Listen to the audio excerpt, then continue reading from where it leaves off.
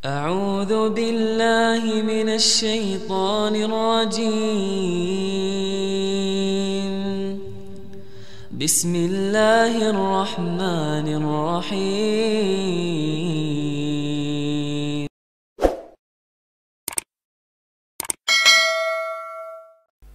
Karena itu yang dipahami oleh para ulama Islam bahwa kita wajib untuk berhati-hati dari segala bid'ah, termasuk bid'ah yang kecil. Kata Al-Barbahari rahimahullah, ihdar sigaral muhdatsat fa innahu satakunu kibara. Hati-hati kamu dari bid'ah-bid'ah yang kecil, sebab bid'ah yang kecil ini akan menjadi bid'ah-bid'ah yang besar. Iya. Dan kadang terus bid'ah ini menjadi besar sampai membawa dia untuk keluar dari Islam, waliyadzubillah. Iya.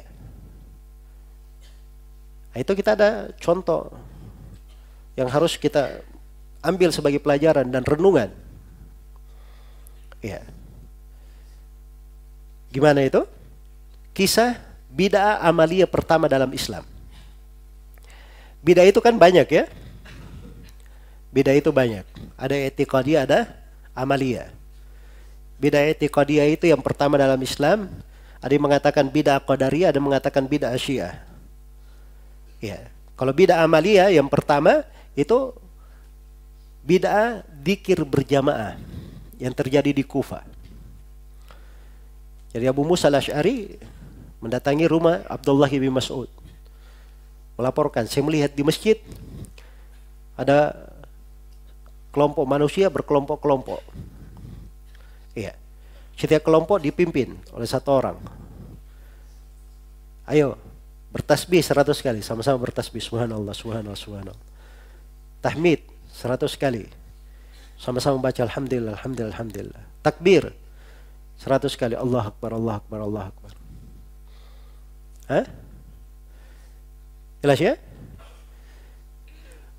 Maka Ibnu Mas'ud mendatangi mereka. Kemudian Ibnu Mas'ud bertanya, apa yang kalian lakukan ini? Iya.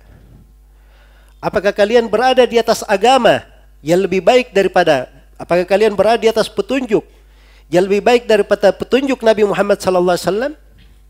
Karena Nabi dan para sahabatnya tidak ada yang melakukan seperti ini. Jadi kalian ini hanya ada dua kemungkinan. Hanya ada dua kemungkinan. Kemungkinan yang pertama, kalian berada di atas petunjuk lebih baik dari petunjuknya siapa? Nabi Muhammad. Atau yang kedua, kalian sedang membuka pintu kesesatan. Itu jelas bahasa apa? Bahasa Ibnu Mas'ud. Iya. Itu orang yang berbicara agama seperti itu. Tidak ada abu-abu, tidak. Ya. Kamu menganggap dirimu lebih pandai dari Nabi? Ya. Kalau dia tidak berani berucap seperti itu, berarti kamu sedang membuka pintu kesesatan.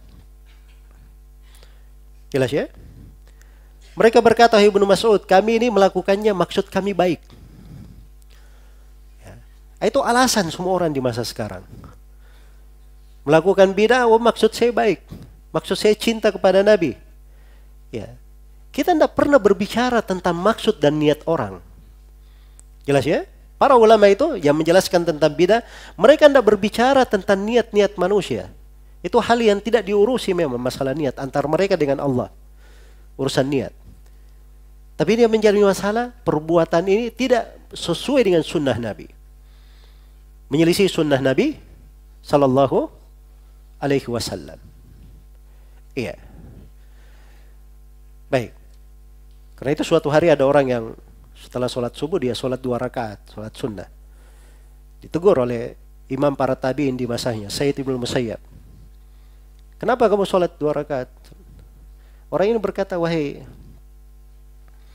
Abu Muhammad, kunyanya Sayyid bin Musayyab, apakah Allah menyiksa saya gara-gara saya sholat? Nah, itu bahasanya ya. Masa orang dzikir disalahkan? Masa berselawat masuk neraka? Kan begitu ya? Bahasa-bahasa sebagian orang kalau ditegur kekeliruan-kekeliruan. Dzikir betul, tidak ada yang melarang orang berzikir. Selawat, tidak ada yang melarang orang berselawat.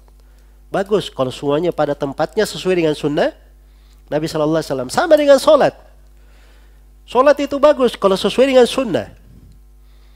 Maka jawaban yang sangat mendalam dari Said bin Musayyab. Kata beliau, Allah tidak menyiksa kamu karena sholat. Tapi Allah akan menyiksa kamu karena engkau menyelisih sunnah. Karena engkau menyelisih apa? Menyelisih sunnah. Iya. Maka seperti itu keadaannya.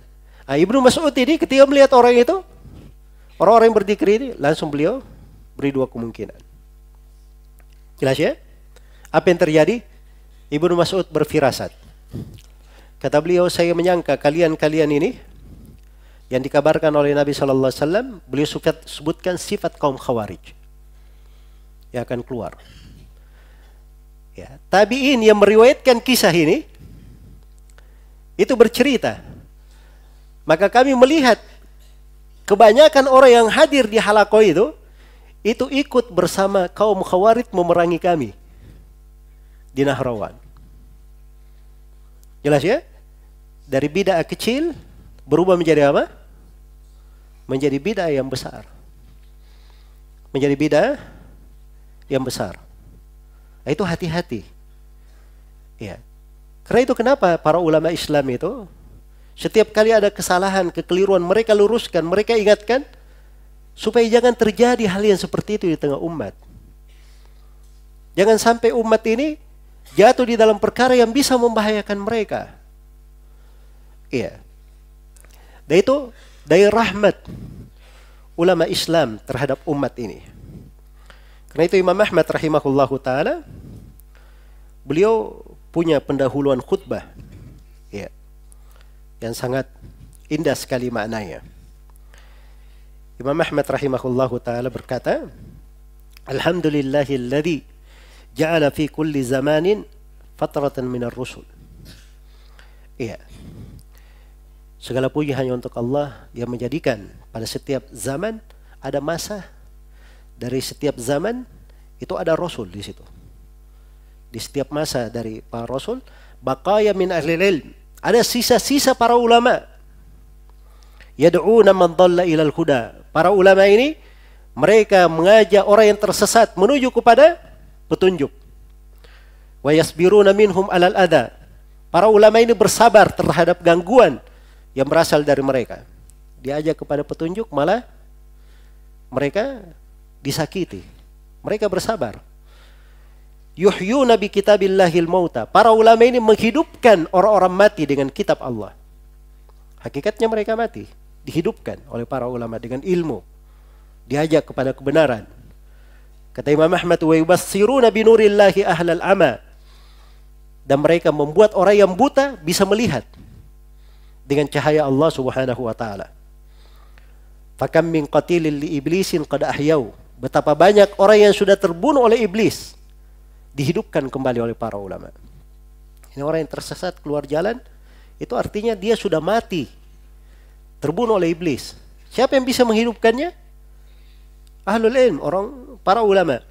Wa kam min dhallin ta'ihin qad hadau. Betapa banyak orang yang tersesat, menyimpang, mereka memberi hidayah. Iya. Fama ahsana atharahum 'alan nas wa akbaha atharan nasi 'alaihim. Betapa indahnya pengaruh para ulama di tengah manusia. Tapi kebalikannya, betapa buruknya perilaku manusia terhadap para ulama. Iya. Jelas ya? Sampai di masa ini, para ulama kita itu dikatakan sebagai ulama haid nifas. Hanya paham urusan haid dan nifas saja katanya. Sebab mereka memang kalau ditanya permasalahan-permasalahan haid dan nifas tidak bisa menjawab.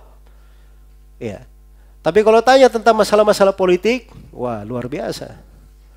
Hah? Sampai di Aljazair itu ada namanya Ali Al-Hajj. Salah seorang tokoh pergerakan di sana yang mengaku dirinya Salafi ya.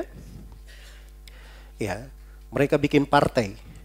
Kemudian ikut pemilu, menang di pemilu dengan suara yang luar biasa banyaknya. Tetapi menjadi hancur lebur. Ya, ini karena dia masuk dalam urusan-urusan apa? Politik, dan dia tidak mengerti hal yang seperti itu. Orang ini kadang ditanya oleh murid-muridnya, ya Syekh, kapan antum ajari kami ilmu? Bicaranya menghujat pemerintah saja. Sekali-sekali ajari kami fikih, kitab Bulughul Maram. Kata beliau, boleh saja saya ajari kalian Bulughul Maram. Cuman saya ini kadang, kata dia, kalau saya sudah buka Bulughul Maram, bab yang pertama kitab Thahara, bab yang pertama bab tentang air-air, saya ingat lagi pipa-pipa air yang diputus oleh pemerintah di sana. Maka saya sikat lagi pemerintah. Ya. Jelas ya? Jadi seperti itu, subhanallah. Ya, memang hatinya itu sudah didominasi oleh apa? Ya. Mabuk sudah dengan hal yang seperti ini. Di mana-mana itu yang mewarnai dia. Jelas ya? Maka para ulama ini pengaruh manusia, perilaku manusia terhadap mereka enggak bagus. Tetapi itu tidak masalah terhadap orang yang berilmu. Mereka mengajarkan ilmu itu bukan mencari ridha manusia. Itu ciri para ulama. Mereka itu tidak mencari apa? Ridha manusia. Dia mencari ridha Allah. Karena itu dai yang mengajak kepada sunnah, dia tidak peduli orang jahil dan orang awam. Itu mereka tidak peduli. Beda dengan sekarang ini. Ya, dai-dai kadang mengaku dirinya di atas sunnah, tapi yang diperhatikan pelawarnya, pengikutnya di Facebook. Ya, kira-kira ini sekarang masanya ini cocoknya di maunya apa mereka. Ya. Jadi dia harus mengikut kepada kemauannya. Walaupun hal tersebut adalah hal yang apa? Hal yang batil. Tidak seperti itu seorang penasihat.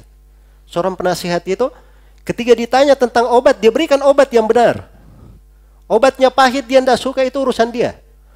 Yang penting dia, amanahnya dia beri obat yang benar, yang menyembuhkannya. Iya. Membawa kepada kebaikan.